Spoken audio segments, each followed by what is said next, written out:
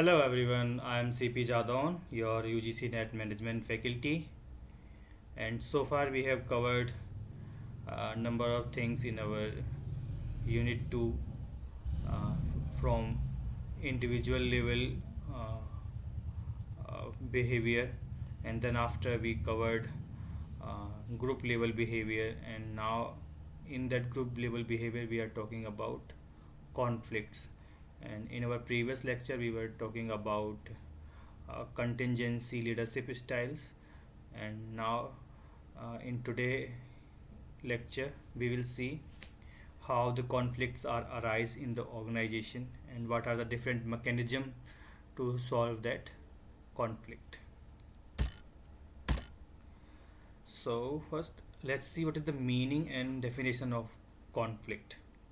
अगर हम आम भाषा में बात करें तो कॉन्फ्लिक्ट क्या होता है ना, कॉन्फ्लिक्ट अराइज होता है व्हेन आपके किसी के साथ क्या कह सकते हैं हम, जो ओपिनियन है या इंटरेस्ट हैं वो क्या करें, मैच ना करें, कॉन्साइड कर जाए, है ना। वहाँ पे जो ओपिनियंस हैं उनमें डिफरेंस हो, तो ऐसी सिचुएशन में क्या होगा कि वहाँ पे कॉन्फ्लिक्ट्स अराइज हो जाएंगे, है ना। और ये फिर कई लेवल पर होते हैं, ये पर्सनल लेवल पे भी, मतलब इंट्रा पर्सनल लेवल पे हो सकता है, इंटरपर्सनल लेवल पे दो दो लोगों के बीच में हो सकता है, या ग्रुप लेवल पे हो सकता है, या फिर ऑर्गेनाइजेशनल लेवल पे हो सकते हैं, है ना। तो यही होता है कि जब आपके जो ओपिनियन है ना, या इंटरेस्ट है, वो कॉन्साइड मतलब वो मैच ना करे किसी और के साथ, तो ऐसी स्थिति में क्या होगा कि आप कॉन्फ्लिक्ट्स की जोन में चले जाते हैं, वहाँ कम्युनिकेशन ब्रेक हो जाएगा और वहाँ लोग एक दूसरे के साथ कोऑपरेटिव बिहेव नहीं करेंगे, मतलब कोऑपरेट नहीं करेंगे काम में।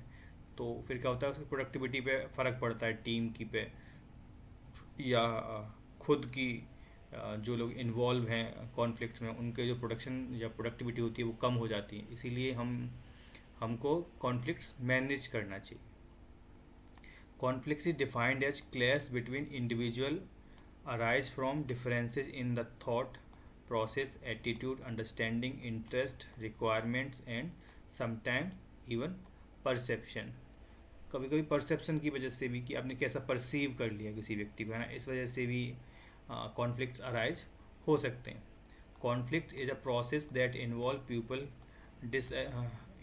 People disagreeing as as wall and cluster. इन्होंने बताया noted conflict is like common cold everyone know about it, but understanding it cause and finding effective solution can be much more challenging. जो conflicts है वो क्या है, एक common cold है, मतलब सबको पता है कि ये किस वजह से हो रहा है लगभग, लेकिन उसका एक इफ़ेक्टिव सोल्यूशन फाइंड करना बहुत ज़्यादा चैलेंजिंग हो जाता है। जैसे कि रिसेंटली अभी हम देखें तो इंडिया और यूएसए के बीच में एक कॉन्फ्लिक्ट्स पैदा हो गए हैं ना, क्योंकि उनके इंटरेस्ट है वो मैच नहीं कर रहे हैं ना। यूएस चाहता है कि इंडिया रशियन ऑयल ना खरीदे, लेकिन इंडिया का अपना इंटरेस्ट है कि उनको बहुत सारे लोगों को एनर्जी सिक्योरिटी प्रोवाइड कराना है ना। हम 150 करोड़ लोग हैं तो उनको ऑयल प्रोवाइड कराना है, तो वो चाहते हैं कि सस्ता तेल वो चाइना वो रूस से ख़रीदते रहें।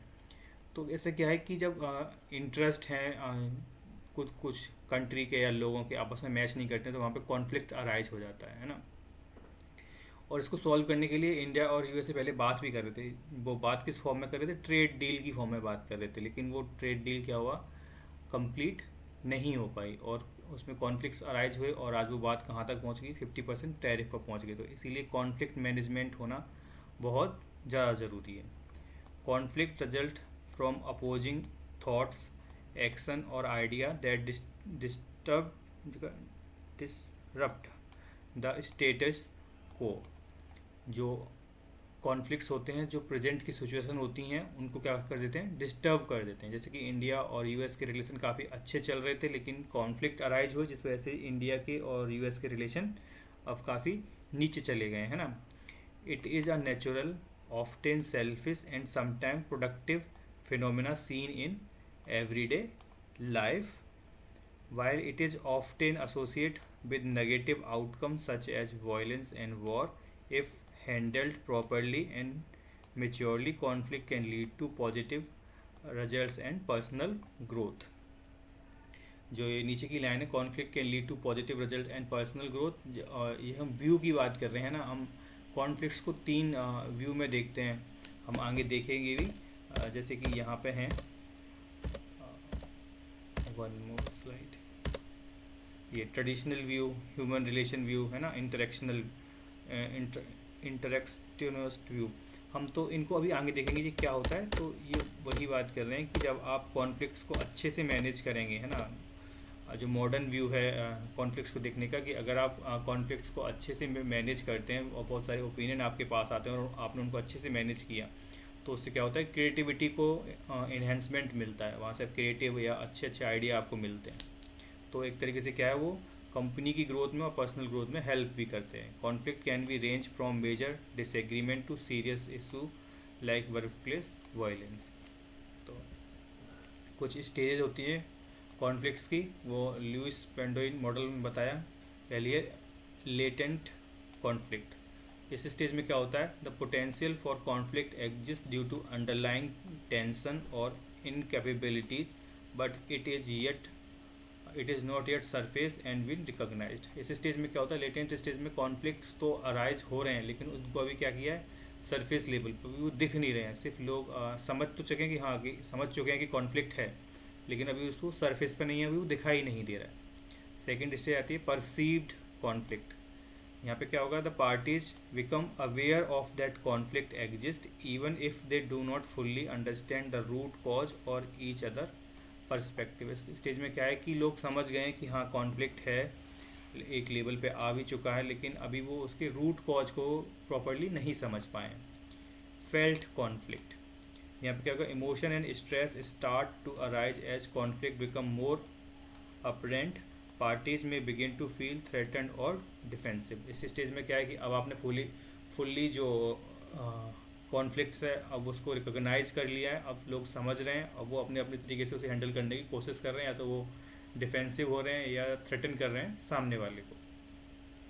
Manifest conflict, the conflict become open and visible, parties में engage in overt behavior like arguing, criticizing and refusing to cooperate। अब यहाँ पे क्या है कि आपने उसको रिकॉग्नाइज भी कर लिया है और आपके अब वो वर्क प्रोडक्टिविटी है उसको भी इफेक्ट वो डालने लगा है। आप कॉपरेट नहीं करेंगे, आर्ग्यू करने लग जाएंगे उस व्यक्ति से।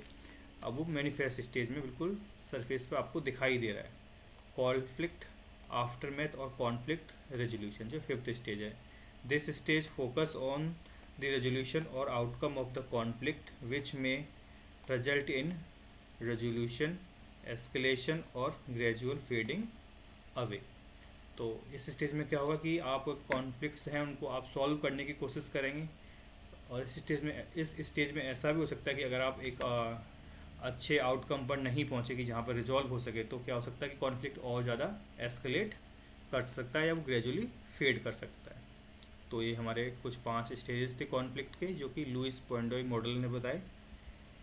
अब देख लेते हैं टाइप ऑफ कॉन्फ्लिक्ट, और ये type of conflict by impact, उनके इम्पैक्ट के बेस पर देख रहे हैं कि कॉन्फ्लिक्ट कैसे दो तरीके के होते हैं, एक होता है फंक्शनल, एक होता है डिसफंक्शनल। जहाँ पे अगर हम कॉन्फ्लिक्ट्स का जो आउटकम है और जो प्रोसेस है उसके थ्रू अगर हम किसी प्रोसेस के थ्रू अगर किसी पॉजिटिव आउटकम पे हम पहुँच गए तो उसे फंक्शनल कॉन्फ्लिक्ट बोल देंगे। कि अगर टीम मेंबर थे, उनमें आपस में किसी प्रॉब्लम को लेकर उन्होंने डिस्कशन किया, उनके अलग अलग और बीच में डिस्कशन भी हुआ, डिबेट भी हुई, लेकिन बाद में क्या हुआ कि उन्होंने अपने पर्सनल व्यू को छोड़ के जो टीम के लिए या ऑर्गेनाइजेशन के लिए जो ज़रूरी था उसको महत्व दिया, और जिसकी वजह से क्या हुआ कि एक पॉजिटिव इन्वायरमेंट क्रिएट हुआ, है ना, और जिससे प्रोडक्टिविटी टीम की या ऑर्गेनाइजेशन की इम्प्रूव हो गई।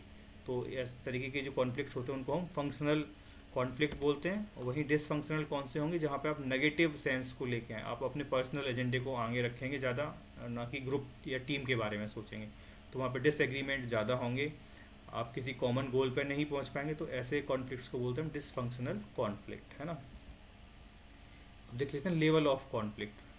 हम पहले भी देख चुके हैं कुछ स्टेजेस ऑफ कॉन्फ्लिक्ट, वो लुइस पेंडोइन मॉडल के अकॉर्डिंग थी, अब है ना। अब हम देख ले रहे हैं और आगे level of conflicts. Conflict can occur at various levels within and between individuals. वो स्टेजेस थे, ये लेवल्स हैं। आपके इंट्रापर्सनल लेवल पे भी हो सकते हैं। कोई व्यक्ति खुद के साथ ही कॉन्फ्लिक्ट में हो सकता है ना, विद इन द पर्सन। कोई व्यक्ति अपने साथ ही किसी कॉन्फ्लिक्ट में फंस गया, या फिर दो लोगों के बीच में कॉन्फ्लिक्ट हो जाए, इसको बोलेंगे हम इंटरपर्सनल कॉन्फ्लिक्ट। या फिर इंट्रा ग्रुप, दो ग्रुप्स के बीच में कॉन्फ्लिक्ट हो जाए। या फिर इंटर ऑर्गेनाइजेशनल ग्रुप, जब दो ऑर्गेनाइजेशन के बीच में कोई डिफरेंसेस आ जाए तो उसको हम बोलेंगे इंटर ऑर्गेनाइजेशनल कॉन्फ्लिक्ट। अब देख लेते हैं पर्सनल कॉन्फ्लिक्ट क्या होता है। पर्सनल कॉन्फ्लिक्ट्स होते हैं कि जब कोई व्यक्ति अपने ही थॉट प्रोसेस की वजह से, या अपने ही डिसीजन ना ले पाने की वजह से, या दो तीन डिसीजन है उसके बीच में कुछ चीज़ को वो चूज़ नहीं कर पा रहा कि उसे क्या करना है, ऐसी स्थिति में कॉन्फ्लिक्ट्स को बोलते हैं हम intrapersonal conflict. Intrapersonal conflict arise within the individual, often due to confusion, uncertainty and internal struggle. तो उसके कुछ टाइप भी हैं। कौन कौन से? रोल कॉन्फ्लिक्ट, आपको अपने रोल को लेके कॉन्फ्लिक्ट है ना, कि अगर when person has two different job role that seem incompatible, for example being head of one team but also member of other. एक टीम के तो आप हेड हैं, लेकिन और दूसरी टीम में आप सिर्फ एक मेंबर है। तो इस स्थिति में क्या होगा कि आपके रोल कॉन्साइड कर जाएंगे, आप नहीं समझ पाएंगे कि आप कौन सा रोल किस टाइम परफॉर्म करें, है ना। और conflict between work role and personal, और आप पर्सनल लाइफ है और या वर्क लाइफ है, वहाँ पर जो अलग अलग रोल हैं उनके बीच में आप सही से तालमेल नहीं बैठा रहे हैं, तो ये एक इंट्रा पर्सनल कॉन्फ्लिक्ट में आएगा आपका। दूसरा है रोल एम्बिग्विटी। रोल एम्बिग्विटी से मतलब है कि आपसे जो एक्सपेक्टेशन है, वो आपसे जो एक्सपेक्टेशन है मैनेजमेंट की या स्टाफ जो कुछ भी है जहाँ आपने ज्वाइन किया है, वहाँ पे आपको सही से बताया नहीं गया है कि आपका रोल क्या है, आपको क्या काम करना है, लेकिन आपसे एक्सपेक्ट कर रहे हैं वो काफ़ी ज़्यादा, है ना। और वो क्लियर भी नहीं कर रहे कि उन्हें और क्या आपसे एक्सपेक्टेशन है। तो इस तरीके के जब आपको दिक्कतें आएंगी, आप फ्रस्ट्रेट फील करेंगे अपनी जॉब में कि आखिर चाहते क्या हैं लोग, इस तरीके का आप सवाल करेंगे खुद से, है ना। तो इस तरीके के जो कॉन्फ्लिक्ट्स होते हैं उनको बोलते हैं रोल एम्बिग्विटी। और तीसरा है गोल कॉन्फ्लिक्ट। गोल कॉन्फ्लिक्ट क्या होता है कि जब आप के पास आप दो या तीन गोल एक सेम टाइम पर अचीव करना चाह रहे हैं, लेकिन आप कौन सा गोल अचीव करें और दोनों को एक साथ कैसे अचीव करें, जब इस तरीके का डिसीजन लेना हो आपको, तो वहाँ पे आता है role conflict. Occur when two और more goal compete with each other and cannot be achieved simultaneously, है ना। तो जब आप नंबर ऑफ ऑब्जेक्टिव अचीव करना चाह रहे हैं, टारगेट अचीव करना चाह रहे हैं, लेकिन उनको एक साथ अचीव नहीं कर सकते, तो उस स्थिति में आप किस गोल की तरफ मूव करें। तो इस तरह के जब कॉन्फ्लिक्ट्स अराइज होते हैं तो उनको बोलते हैं गोल कॉन्फ्लिक्ट। तो वहीं पे कॉर्ट लुइस की type of goal related conflict उन्होंने बताए हैं कि कौन कौन से हो सकते हैं। पहला है उनका अप्रोच कॉन्फ्लिक्ट। इस स्थिति में क्या होगा? Occur when individual has to choose between two desirable option. कोई व्यक्ति है कि दोनों जो गोल हैं उनको अप्रोचेबल हैं दोनों, लेकिन अब वो किस गोल को वो अप्रोच करें, इस स्थिति में कोई व्यक्ति फंस गया तो उसको बोलते हैं approach conflict. Choosing one mean losing other. यहाँ पे किसी एक को वो चूज करेंगे तो दूसरे को वहाँ उन्हें छोड़ना पड़ेगा, तो इस स्थिति को बोलते हैं अप्रोच कॉन्फ्लिक्ट। एक है हमारा अप्रोच एंड अवॉइड कॉन्फ्लिक्ट। यहाँ पे क्या है कि एक गोल को तो आप अप्रोच करना चाह रहे हैं लेकिन दूसरे को अवॉइड कर रहे हैं। ये कौन सी स्थिति बनेगी? Involve a single goal with both positive and negative aspect. The person feel drawn to the repelled from goal at same time. यहाँ पे क्या है कि आपका एक ही गोल है ना, लेकिन उसके एक पॉजिटिव साइड भी है और नेगेटिव साइड भी है। तो वहाँ पे आप समझ नहीं पा रहे हैं कि आप उस काम को करें या नहीं करें, है ना। उसके कुछ पॉजिटिव इफ़ेक्ट्स भी हैं, उसके कुछ नेगेटिव इफ़ेक्ट्स भी हैं। तो पॉजिटिव इफ़ेक्ट्स हैं वो अप्रोचेबल हैं, लेकिन नेगेटिव है वो आपको रोक रहे हैं कि ऐसा आप ना करें। फॉर एग्जांपल कि आप शादी करना चाहते हैं ना, कंपेनियनशिप के लिए आप शादी करना चाहते हैं, ये एक पॉजिटिव आस्पेक्ट है, लेकिन वहीं आप फैमिली रिस्पॉन्सिबिलिटी नहीं लेना चाह रहे हैं, तो ये क्या है? एक नेगेटिव आस्पेक्ट है। आप उसे नेगेटिव आस्पेक्ट की तरह देख रहे हैं कि आपको एक रिस्पॉन्सिबिलिटी को उठाना होगा, है ना। तो ये एक ही पहलू है कि आप शादी करना चाह रहे हैं, लेकिन उसके एक पॉजिटिव साइड है कि आप कंपेनियनशिप के लिए शादी करना चाह रहे हैं, है ना। एक लेकिन उसका नेगेटिव आस्पेक्ट ये भी है कि उसके साथ कुछ जिम्मेदारियां भी आती हैं। तो आप इस तरह के कॉन्फ्लिक्ट में फंसेंगे तो उसे बोलते हैं अप्रोच अवॉइडेंस कॉन्फ्लिक्ट्स। तीसरा है हमारा avoidance conflicts. Occur when person must choose between to undesirable option. यहाँ पे क्या है, अवॉइडेंस की दोनों ही जो आपके गोल हैं वो दोनों ही आप अवॉइड करना चाह रहे हैं, डिजायरेबल नहीं है ना, लेकिन फिर भी आपको डिसीजन लेना है। Often cause stress and indecision. इस स्थिति में आप डिसीजन नहीं ले पा रहे हैं लेकिन आपको एक काम करना ही है ना, तो आप इस स्थिति में फंस जाएंगे कौन कैसे किया जाए ये काम। जैसे कि ड्राइविंग विदाउट अ लाइसेंस, आप जानते हैं कि driving without a license risky होता है, लेकिन आप जब लाइसेंस लेने जा रहे हैं तो वहाँ पे क्या हो रहा है कि आपको टाइम एंड एफर्ट लगाना पड़ रहा है, एक काफ़ी हेप्टिक प्रोसेस होता है वो पूरा। तो आप दोनों ही चीज़ों को अवॉइड करना चाह रहे हैं, है ना।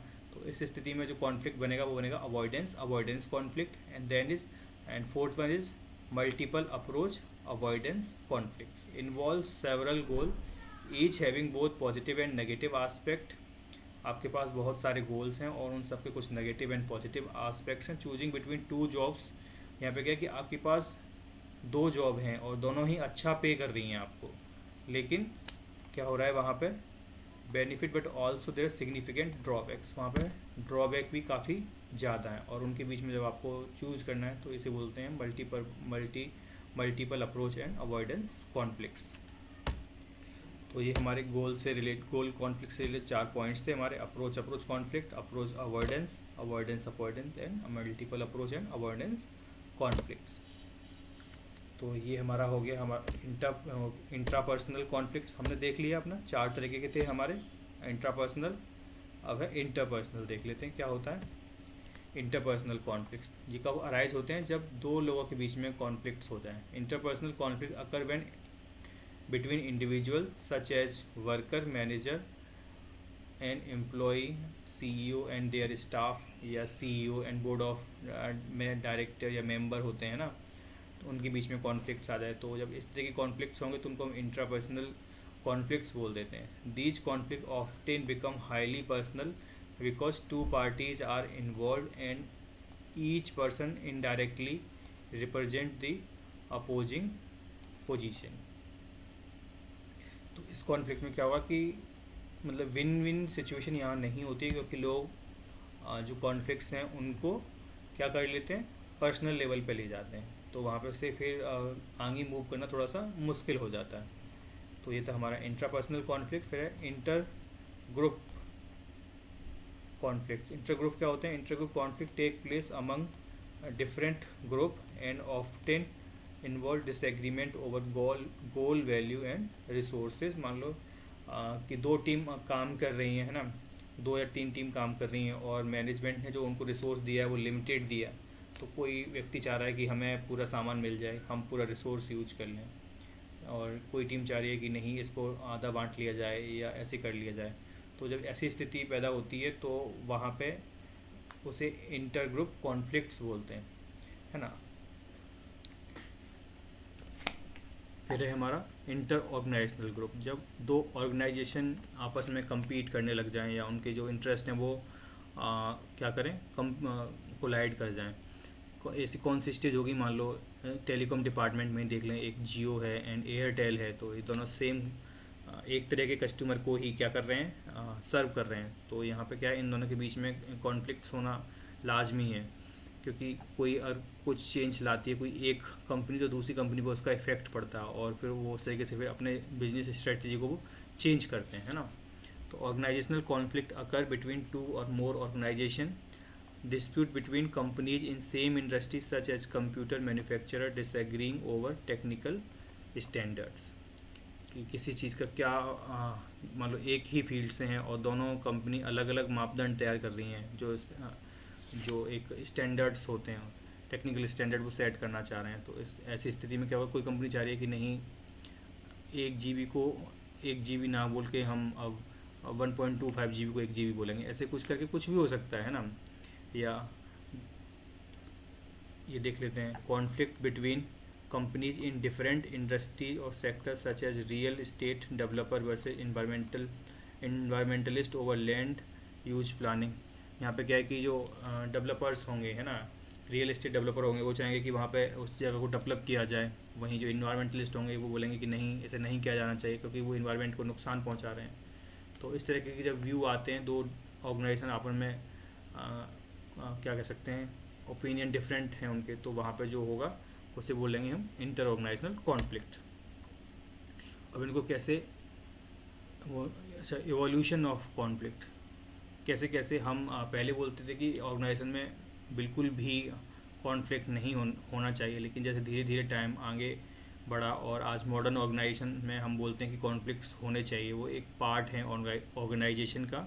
लेकिन अगर कॉन्फ्लिक्ट्स हैं तो उनको एक मैनेज किया जाना चाहिए पॉजिटिव सेंस में, जिससे कि हम क्रिएटिविटी या इनोवेशन को बढ़ावा दे सकें। तो ये एवोल्यूशन देख लेते हैं कैसे हुआ। सबसे पहली अप्रोच थी ट्रेडिशनल व्यू, क्या था, in early management theories consider conflict as a sign of organizational failure. अगर लोगों के बीच में अगर ऑर्गेनाइजेशन में क्या बोल सकते हैं, कॉन्फ्लिक्ट है, मतलब लोगों के बीच में कॉन्फ्लिक्ट है, तो वो एक ऑर्गेनाइजेशनल फेलियर है। इसीलिए उनको कम्प्लीटली क्या करना चाहिए, जो कॉन्फ्लिक्ट्स हैं उनको एलिमिनेट कर देना चाहिए। It was believed should be eliminated to maintain order, discipline and efficiency. तो पहले ऐसा माना जाता था कि जब किसी ऑर्गेनाइजेशन में अगर कॉन्फ्लिक्ट्स हैं तो ऑर्गेनाइजेशन फेल हो जाएगी अगर उनको फुल्ली एलिमिनेट नहीं किया तो यहाँ पे ये फुल एलिमिनेशन की बात करते हैं कि ऑर्गेनाइजेशन में जो कॉन्फ्लिक्ट्स हैं वो होने ही नहीं चाहिए। वही सेकंड आया हमारा human relation view. Human relation view क्या कहता है, emerge in mid 20th century sorry, recognize that conflict is a natural and inevitable part of organizational life, believe that conflict can be managed to achieve better outcome। फिर यहाँ माना गया कि जो conflicts होते हैं वो ऑर्गेनाइजेशन का पार्ट होते हैं, वो हर ऑर्गेनाइजेशन में होते हैं और उनको एक अच्छे तरीके से मैनेज करना चाहिए, एक अगर आपको अच्छा आउटकम चाहिए तो। वहीं फिर आया इंटरेक्शनल व्यू। ये क्या कहता है, ये एक मॉडर्न पर्सपेक्टिव है। ये भी बताता है accept conflict as an inevitable and also see necessary and positive force when properly manage. ये बोलते हैं कि इनएविटेबल पार्ट तो है ही, ऑर्गेनाइजेशन में होता ही होता है, लेकिन ये क्या नेसेसरी है और एक पॉजिटिव फोर्स की तरह काम करता है जब आप इसे अच्छे से मैनेज करते हैं। ये मॉडर्न व्यू के अकॉर्डिंग है। encourage constructive conflict to stimulate innovation, change and growth। अगर आप पॉजिटिवली इन्हें मेंटेन करेंगे या मैनेज करेंगे तो, मतलब मेंटेन नहीं करेंगे, मैनेज करेंगे तो ये किसके लिए लीड करता है, इनोवेशन, चेंज एंड ग्रोथ। तो ये हमारे कुछ व्यू थे कॉन्फ्लिक्ट्स को देखने के। अब देख लेते हैं conflict resolution and conflict management में क्या अंतर होता है। जो कॉन्फ्लिक्ट रेजोल्यूशन होता है कि वहाँ आप सोल्यूशन देखते हैं किसी कॉन्फ्लिक्ट का कि क्या सोल्यूशन है और कैसे हम ख़त्म करें कॉन्फ्लिक्ट को, है ना। तो ये होता है conflict resolution, focus on reducing, eliminating and terminating all form of conflict, कि आप सारे कॉन्फ्लिक्ट को ख़त्म करना चाह रहे हैं। वहीं कॉन्फ्लिक्ट मैनेजमेंट में क्या होता है कि आप जो नेगेटिव साइड है कॉन्फ्लिक्ट्स की उसे मिनिमाइज करना चाह रहे हैं और चाहते हैं और प्रमोट करेंगे कि पॉजिटिव कॉन्फ्लिक्ट्स क्रिएट हों, जिससे कि हम और ज़्यादा इनोवेशन या क्रिएटिविटी की तरफ बढ़ पाएँ। Aim at minimizing negative outcome and promote positive outcome of conflict. It does not necessarily mean eliminating conflict. Conflict management में ऐसा नहीं होता कि आप एलिमिनेट करना चाह रहे हैं, बिल्कुल ही एलिमिनेट करना चाह रहे हैं कॉन्फ्लिक्ट को, बल्कि आप चाहते हैं कि लोगों के बीच में ओपिनियन डिफरेंस हो, जिससे कि क्या हो, नई नई बातें सामने निकल के आएँ। एक कॉन्फ्लिक्ट रेजोल्यूशन में था कि आप रिड्यूस कर रहे हैं या फिर एलिमिनेट ही करना चाह रहे हैं किनको, कॉन्फ्लिक्ट्स को। तो ये था conflict resolution and conflict management में एक डिफरेंस। अब कुछ थ्योरीज देख लेते हैं कॉन्फ्लिक्ट मैनेजमेंट की। तो पहली थ्योरी है Thomas and Kilmann conflict mode instrument, TKI theory. यहाँ पे क्या है कि इन्होंने बताया a tool to understand conflict handling style and their impact और इंटरपर्सनल एंड ग्रुप डायनामिक्स। तो इन्होंने से दो बेसिस में देखा, एक था असर्टिव व्यू एंड एक कोऑपरेटिव व्यू। आप कब असर्टिव होंगे कॉन्फ्लिक्ट्स में एंड कब आप कोऑपरेटिव होंगे। आप असर्टिव हो जाएंगे when concern for your own needs, जब आपकी नीड वहाँ पे हो, मतलब आपकी जो नीड्स हैं या ज़रूरतें वो कंप्रोमाइज़ हो रही होंगी, जब आप देखेंगे तो आप वहाँ पे थोड़े क्या होंगे, असर्टिव हो जाएंगे। वहीं आप कोऑपरेटिव कब होंगे, जब कंसर्न फॉर अदर नीड, जब वो दूसरों की नीड के तो आप सहयोग करने की स्थिति में होंगे, ज़्यादा असर्टिव नेचर का आप शो नहीं करेंगे। तो इन्होंने 5 मॉडल बताए, ये इम्पोर्टेंट है, 5 मॉडल ये हमें याद रखने हैं। इन्होंने बताया कि 5 तरह के मोड होते हैं, कह सकते हैं कॉन्फ्लिक्ट्स को हम रिजॉल्व करने की स्थिति में होते हैं। वो कौन कौन से होते हैं? पहला है आप compete करें, है ना, या आप कोलैबोरेट करें, या तो आप आपस में कॉम्पीट करें दोनों लोग, या कोलैबोरेट करें कि दोनों एक साथ काम करने की स्थिति में हों, या आप अवॉइड करें, दोनों ही एक दूसरे जो कॉन्फ्लिक्ट है उसको दोनों अवॉइड कर रहे हैं, या अकोमोडेट कर रहे हैं। आप चाहें कि सामने वाले को, चलो कॉन्फ्लिक्ट अराइज हो रहे हैं तो सामने वाले की बात को मान लेते हैं जिससे कि हारमनी बनी रहे, या यहाँ क्या होगा, आप कंप्रोमाइज़ कर लें, दोनों पार्टीज़ क्या करें, कंप्रोमाइज़ कर लें। तो अब एक एक करके इनको देख लेते हैं। तो कंपीटिंग स्टेज में क्या होता है कि आप भी असर्टिव होंगे और यहाँ पे कोऑपरेशन क्या होगा, लो होगा, है ना। इस स्थिति में क्या होगा कि आप मतलब दोनों ही पार्टी क्या है, जीतना चाह रही हैं।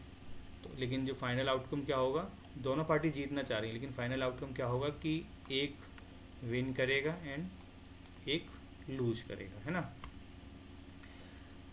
तो ये होता है हमारा कंपीटिंग। ये आप देख लीजिएगा कि कौन से स्टेज में ये ज़रूरी है और क्या है। जो ज़रूरी बात है वो ये एक लाइन है कि आउटकम क्या है और वो स्टेज कौन सी है, और ये ठीक है। फिर है कोलैबोरेटिव स्टेज। यहाँ पे क्या है कि आप दोनों कोलैबोरेट कर रहे हैं, तो इस स्थिति में क्या होगा, विन विन सिचुएशन हो जाएगी, जो आउटकम होगा वो विन विन हो जाएगा। आप दोनों ही जो कॉन्फ्लिक्ट्स हैं उनके पॉजिटिव एस्पेक्ट को आप क्या कर रहे हैं, एड्रेस कर रहे हैं, जिस वजह से क्या होगा कि विन विन सिचुएशन वहाँ पे क्रिएट होगी। Working together to find solution that fully satisfy all parties. वहीं कंप्रोमाइजिंग स्टेज कौन सी होगी, कि जहाँ पे आप दोनों कुछ कुछ कंप्रोमाइज़ कर रहे हैं कि हाँ एक लेवल पे पहुँच जाते हैं कि जिससे काम चल जाए। तो वहाँ पर असर्टिवनेस भी मॉडरेट होगा और कोऑपरेटिवनेस भी मॉडरेट होगी, और आउटकम होगा दोनों पार्शियल विन, है ना। पार्शियल विन दोनों के लिए होगी, क्योंकि दोनों क्या कर रहे हैं, कंप्रोमाइज़ कर रहे हैं। तो वहाँ पर दोनों ऐसा महसूस करेंगे कि हाँ थोड़ा थोड़ा हमने कुछ अचीव कर लिया है। तो temporary solution are needed quickly. आपको कुछ टेम्प्रेरी सोल्यूशन चाहिए नीड, तो उसके लिए हम इस तरीके के मॉडल को तैयार करते हैं। The stake are moderate and both side have equal power. जो इस स्थिति में कब होते हैं, कंप्रोमाइज़ कब करते हैं, जब दोनों पार्टी क्या हो, इक्वल पावर की हों। अगर ऐसा हुआ कि एक पार्टी के पास ज़्यादा पावर है और एक के पास कम, तो इस स्थिति में क्या होगा कि कंप्रोमाइज़ करेगा व्यक्ति, नहीं करेगा, है ना।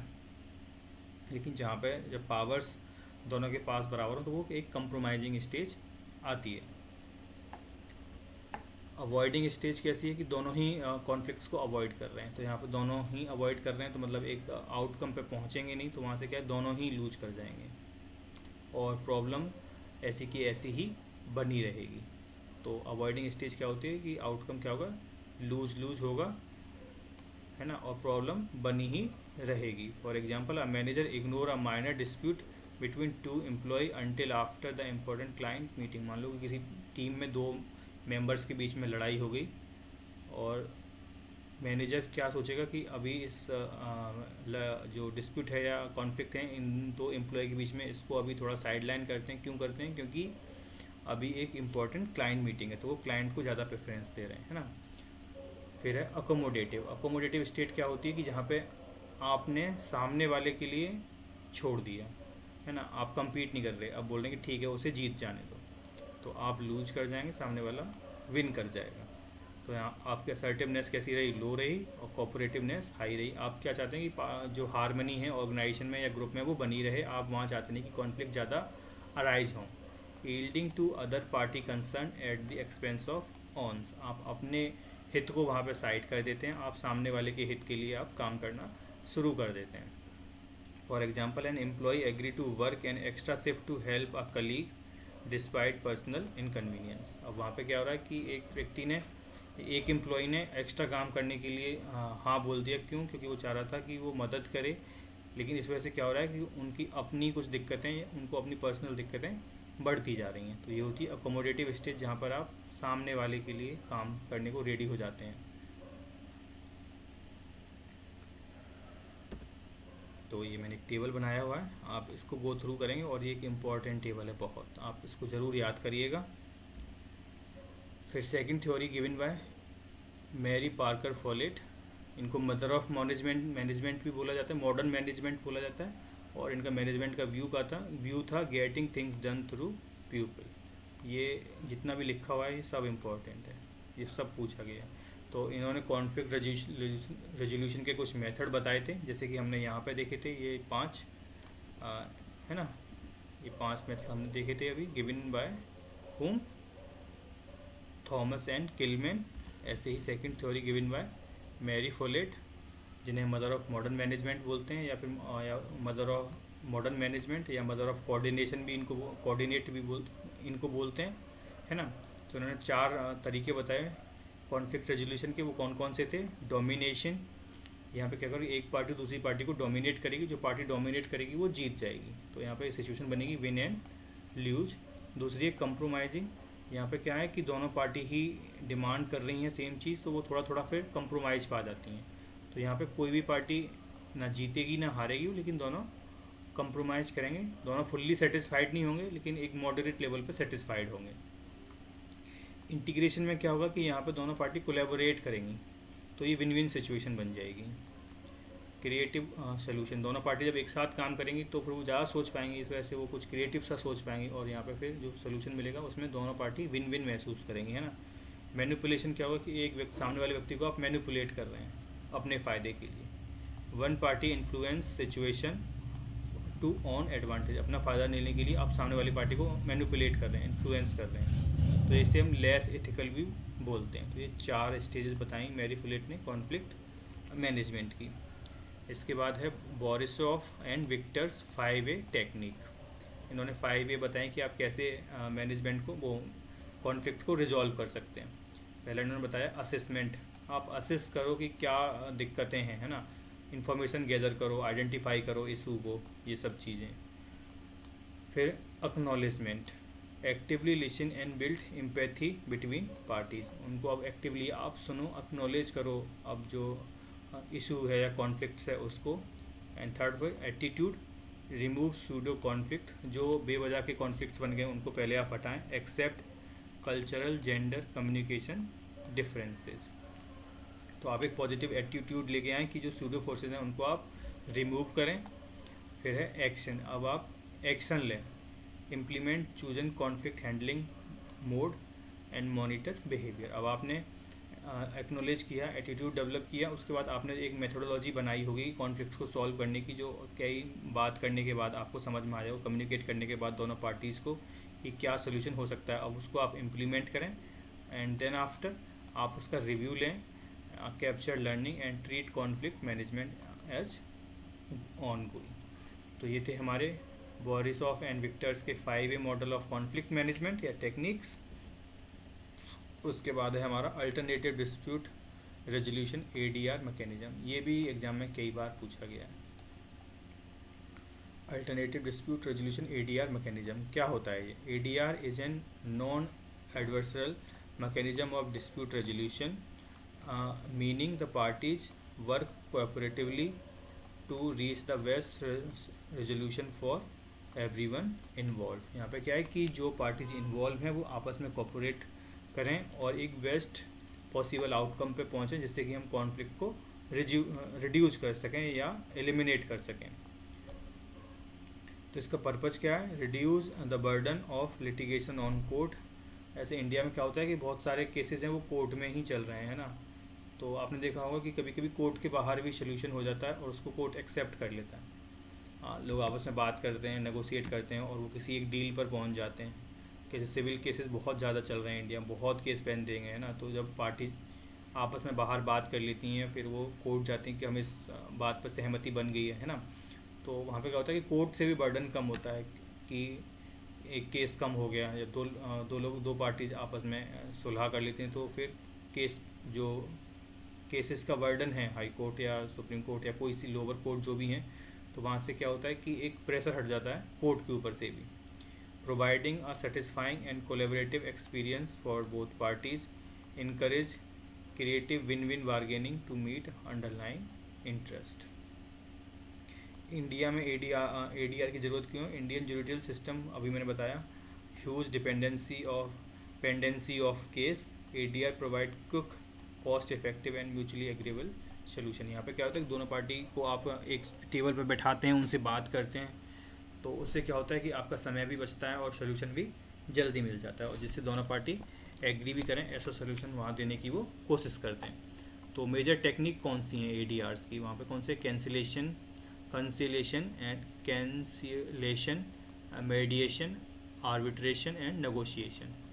तो कंसिलिएशन क्या होता है, यहाँ पे क्या होता है, एक न्यूट्रल पार्टी होगी, वो वॉलेंटरली पार्टिसिपेट करेगी एक कॉन्फ्लिक्ट को रिजॉल्व करवाने की। वहीं एक मीडिएशन होगा, वहाँ पे एक मीडिएशन का मतलब होता है कि एक फैसिलिटेटर होगा जो कम्युनिकेशन को फैसिलिटेट करेगा, कि जो आप जो पहले बात कभी कर भी रहे थे या कॉन्फ्लिक्ट अराइज हुए थे और बात नहीं हो पा रही है, तो फिर वहाँ पे एक थर्ड पार्टी आएगी। जो कंसिलिएशंस होता है वहाँ पे एक इनफॉर्मल लिंक बनाने की कोशिश करते हैं हम, है ना। वहीं मीडिएशन में क्या होता है कि एक फैसिलिटेटर होगा वहाँ पे जो कि आप दोनों पार्टी से बात कर रहा होगा, एक म्यूचुअल एग्रीमेंट बनाने की बात करेंगे। वहीं आर्बिट्रेशन क्या है, यहाँ पे क्या है, unnatural arbitration here bye evidence and make a decision binding. Arbitration क्या होता है कि जहाँ पे जो वो डिसीजन ले रहे होते हैं वो डिसीजन को बाइंडिंग बनाने की कोशिश करते हैं। वहीं नेगोशिएशन क्या है, parties communicate directly to resolve the dispute without third party intervention.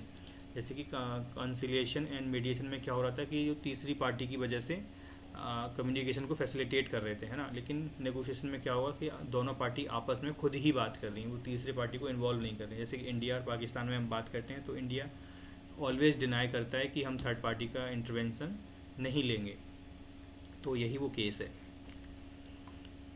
अब देख लेते हैं इनको एक एक करके। नेगोशिएशन क्या होता है, negotiation is a communication process where two और मोर पार्टीज विद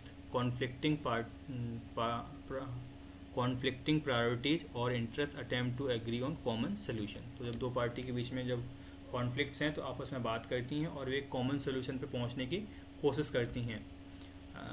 की फोकस क्या रहेगा यहाँ पे, म्यूचुअल सेटिस्फेक्शन, दोनों पार्टी सेटिस्फेक्शन महसूस करें, एक्सेप्टेबल सोल्यूशन, जो सोल्यूशन है वो एक्सेप्टेबल हो दोनों पार्टीज़ को, और विन विन सिचुएशन वहाँ पर क्रिएट हो कि दोनों पार्टी को लगे कि वो विन विन सिचुएशन में है। और मोस्ट कॉमन ADR मेथड, जो कॉन्फ्लिक्ट रेजोल्यूशन के जो मेथड हैं हमारे अल्टरनेटिव डिस्प्यूट रेजोल्यूशन का, ये सबसे कॉमन मेथड है कौन सा, नेगोशिएशन। इसमें कुछ 4 स्टेप्स होते हैं हमारे, ये स्टेप भी हमें याद रखने हैं, ये स्टेप्स कई बार आए हैं।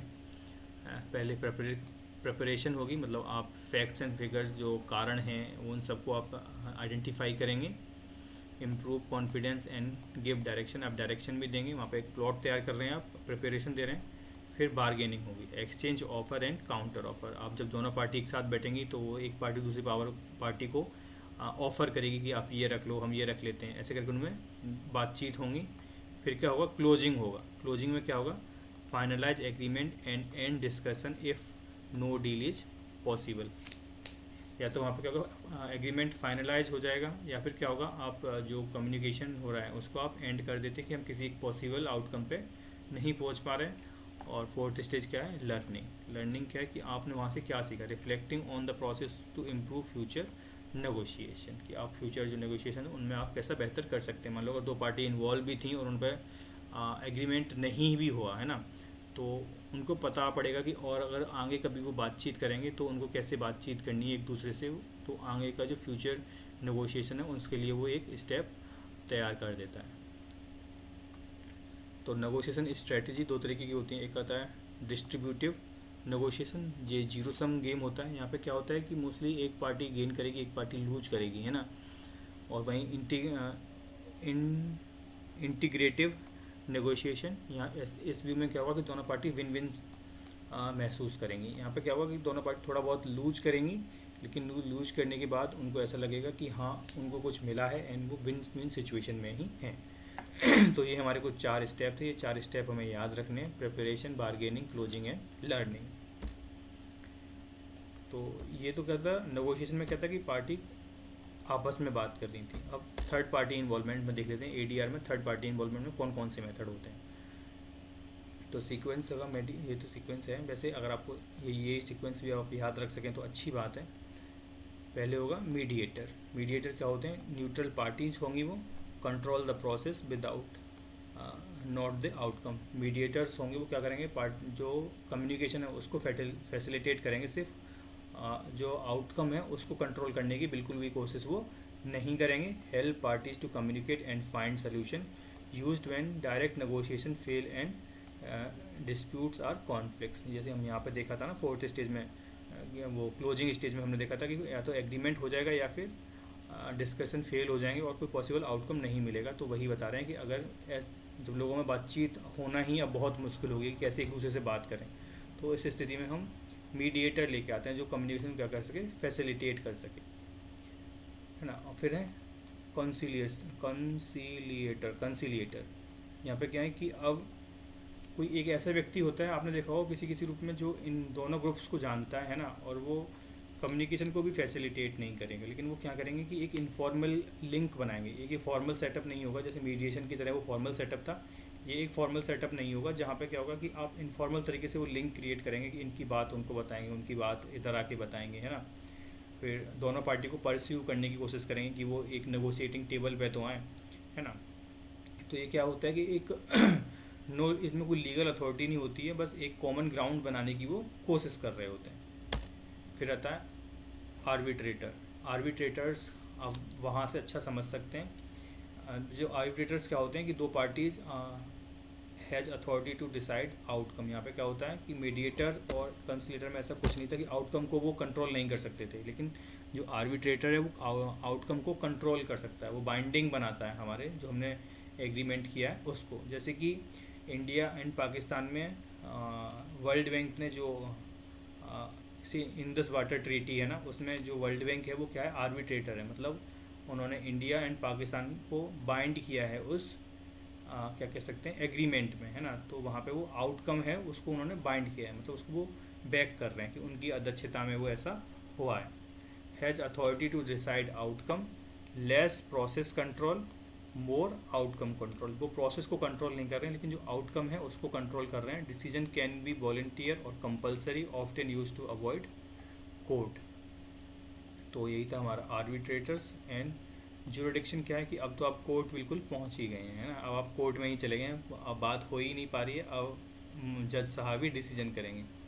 Formal dispute resolution by government appointed third party, जज और मजिस्ट्रेट.